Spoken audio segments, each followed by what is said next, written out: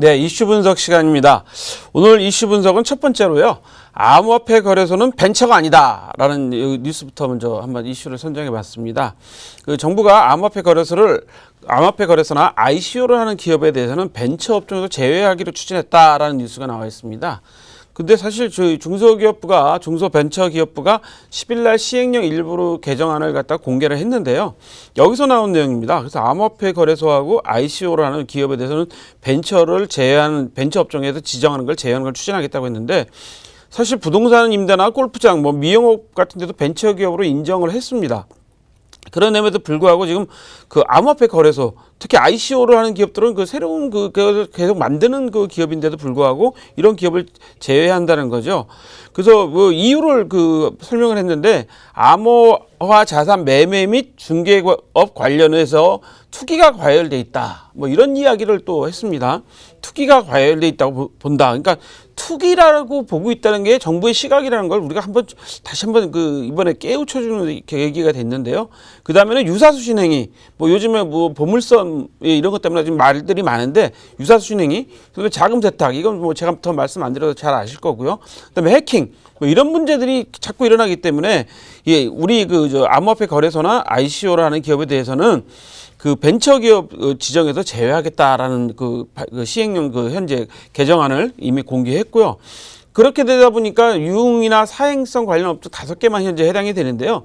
지난주에 정부에서 이런 결론을 내렸었죠. 법인세 감면도 제외를 시키겠다는 뉴스가 설명해 드렸죠. 법인세도 감면시키고 그럼에도 불구하고 통계청에서는 현재 사업정보상 정보서비스업으로 분류를 했단 말입니다. 9월부터 정식 산업으로 분류해서 10개로 지금 현재 10개 분야로 하고 있는데 오히려 지금 중소벤처기업부에서는 암호화폐 거래소 ICO를 하는 기업에 대해서는 벤처기업에서 제외하겠다라는 의견을 내놨습니다. 이거 참 정부가 이런 블록체인 산업을 살리려고 하시는 건지 아니면 아예 그냥 실을 말려버리려고 하는 건지 정확하게 알 수는 없습니다만 이 벤처기업 제외까지는 좀 지나친 정부의 규제가 아닌가라는 생각이 들어서 오늘 첫 번째 뉴스로 올려놨습니다. 두 번째 뉴스는요. 늘어나는 암호화폐 큰손입니다. 암호화폐 큰손, 여러분 주식시장에도 큰손 있죠. 큰손들이 계속 늘어나고 있다 합니다. 7월 말 현재로 크립토 펀드가 약 466개 정도가 된다고 합니다. 크립토 펀드 리서치에서 조사한 바에 따르면 466개의 20%가 지난 한 달 동안 신설됐다고 합니다. 20%가 96개가 지난 7월 한 달 동안에 신설이 됐다고 하는데요. 466개 중에 255개는 해지 펀드고요. 195개는 벤처 캐피탈 펀드라고 합니다. 그리고 16개는 사모 투자 펀드인데요. 작년에 이런 우리 크립토 펀드가 총 156개가 생겼는데 금년에는 벌써 165개가 출발을 했다는 겁니다. 그러니까 이 추세로 가다 보면 암호화폐 펀드가 한 200개, 금년에도 200개 이상 생기지 않을까. 그리고 여기서 우리가 중요시해야 될 게 미국 같은 경우는 기관 투자가의 자금이 지속적으로 시장에 좀 유입이 되고 있다는 전망을 내놓고 있습니다. 여기다가 ETF까지 승인을 해주어 버리게 되면 ETF 지수 선물 펀드까지 해줘 버리게 되면 아마 미국의 경우에는 암호화폐 시장이 상당히 큰 시장으로 늘어날 가능성이 높다는 거죠. 근데 반면에 좀 전에 뉴스에서 말씀드렸지만 우리나라는 벤처기업에서도 제외시키겠다는 게 정부 방침인 것 같습니다. 참 어떻게 해석을 해야 될지 참 답답하기만 한 상황인 것 같습니다. 그래서 두 번째 뉴스로 늘어나는 암호화폐 큰손을 선정했고요. 세 번째 뉴스는요. 버클레이즈 거래데스크 개설입니다. 여러분들 잘 아시는 영국의 대형 은행이죠. 버클레이즈. 저도 과거에 버클레이즈 은행을 사칭한 피싱 메일을 받아본 적이 있어요. 돈을 어디다 버클레이즈 은행 어디다 입금시키면 얼마에 있다라는 거 해서 제가 사실 직접 영국의 버클레이즈 은행 지점에 전화도 걸어본 적이 있는데 영국의 대형은행 대표적인 대형은행은 버클레이즈가 암호화폐 거래 데스크를 개설할 것을 검토하고 있다라는 얘기입니다.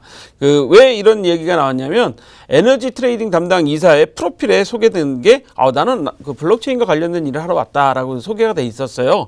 근데 뉴스가 나가자마자 바로 삭제가 됐는데 은행에서는 공식적으로 현재 부인하고 있는 상태라고 합니다. 부인을 하긴 했는데 사실 지난 4월에도 블룸버그에서 거래데스크와 관련된 그 보도가 있었습니다. 그러니까 영국 버클레이즈 같은 대형 은행이 거래데스크를 할 것이다라고 이미 지난 4월 달에 그 블룸버그에서 한번 이런 뉴스가 있었기 때문에 사실은 이게 뭐 전혀 없는 것은 아니라고 좀 판단이 되고요. 현재 뭐 여러분도 잘 아시는 골드만삭스, 모건 스탠리, JP 모건조차도 지금 현재 암호화폐 시장에 어떻게 이 펀드에 들어갈 것이냐 고민하고 있다는 뉴스가 계속 나오고 있습니다. 결국 전 세계 대형 투자은행들이 또 그 나라의 대표적인 은행들이 암호화폐 시장에 현재 참여하고 있다. 그러니까 암호화폐뿐만 아니라 쉽게 말씀드려서 블록체인 사업에 계속 참여하고 있다는 거죠. 이 점은 우리가 정말 눈여겨봐야 될 점이라는 거죠. 이런 데들이 블록체인 사업에 참여를 하면서 기술을 발전시키고 있는 상태에 가고 있는데 우리는 지금 벤처기업에서도 제외를 시키겠다고 하니까 이거 참 어떻게 해석을 해야 될지 현재 정책이 거꾸로 가고 있는 건 아닌지 기술 개발을 뒤로 돌리려고 하는 건지 저희 정확하게 알 수가 없고요. 4차 산업혁명이라는 이야기를 정부에서 할 자격이 있는가라는 것도 의문을 좀 가져봅니다. 자, 마지막 네 번째 이슈는요. 월 1,500건 이상의 의심거래 신고입니다. 이게 어디 얘기냐, 우리나라 얘기가 아니라요. 미국의 금융범죄 단속반, 그러니까 미국 재무부 산하에 있는 금융범죄 단속반에서 금융기관에서 의심거래 신고를 받은 게 약 한 1,500건 정도가 된다고 합니다.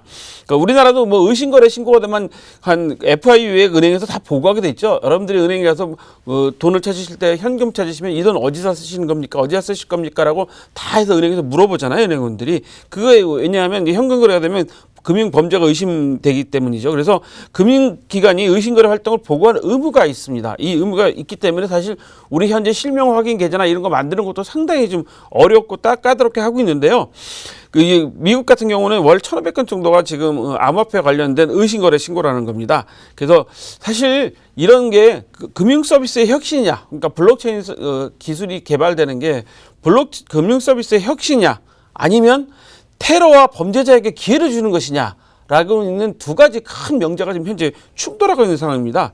여러분들은 어디에다 더 비중을 두실까요? 물론 어떤 일이든지 혁신을 이루게 되면 여러 가지 다른 상황들이 나오게 돼 있어서 사실 범죄가 없을 수도 없잖아요. 아무리 선진국이 범죄 없는 나라라도 이상한 사람들이 있기 마련이어서 항상 범죄가 있는 건데 우리는 어디다 더 방점을 찍어야 될지는 우리가 좀 잘 판단해 봐야 될 것 같습니다. 앞으로 금융혁신은 우리가 꼭 이루어야 될 사항이거든요. 사실 미국이라는 나라가 강한 점이 다른 게 아니라 금융이 강하기 때문에 미국이라는 나라가 강한 거 아니겠습니까? 그래서 우리가 이런 범죄나 테러나 범죄에 대해서는 자금 세탁 방지 이런 건 철저하게 막아야 되겠지만 사실은 금융혁신을 위해서는 블록체인 기술에 대해서 정부가 적극적으로 좀 나서고 좀 도와줘야 된다라는 생각을 좀 갖고 있는데 여러분들 생각은 어떠실지 모르겠습니다.